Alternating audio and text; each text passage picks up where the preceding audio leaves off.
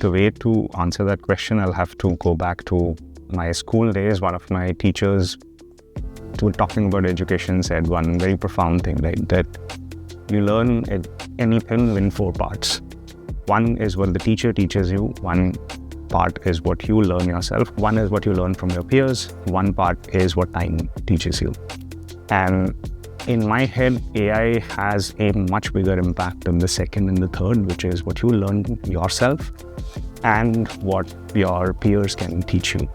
And if you just have to look at history in the last couple of decades to see these changes actually happen, how you do fact checking, how you start to structure an essay for a homework, you would go to Google, find your images, you find your content, and then you kind of club it together.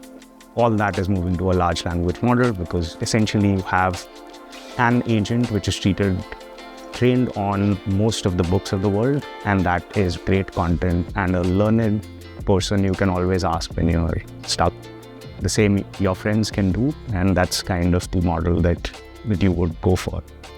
The fourth one you can't do much about. Time is time. You just have to wait for some concepts to drop. The first one, I would argue that last 2 decades, the biggest changes that have happened haven't really changed fundamentally the way we learn, right? So if you look at it, I would actually look at 2 big things, right? One is change to video and online transmission. So you now have Robert Sapolsky teaching biology. Somebody with like 35 years of experience, with a lot of passion for teaching. I don't think AI is replacing that person or that passion for teaching. So my guess is, if I was a betting man, to say the teacher-student interaction stays and a lot of the mentoring stays, but a lot of the self-study and peer study actually moves to more of an AI tool. Complement is the key word there, right? Because there are multiple stakeholders in this problem. There is a student trying to learn themselves, there's the parent, there is a teacher who's trying to teach them, there is a school, and then there's the government. There are obvious gaps left in the education system, which any online tutoring platform will try to complement that particular thing. And I can give 2-3 examples to accentuate this, right? There is a shortage of teachers across Europe, and online tutoring or hybrid tutoring fills in the availability problem. There is a gap of kids with special needs not having enough attention, and states like France actually give a tax break for home tutoring, if that's the case. There is an aspect of teachers preparing for classes. So if you are a teacher trying to teach genetics, something great happened in CRISPR last week, which actually did.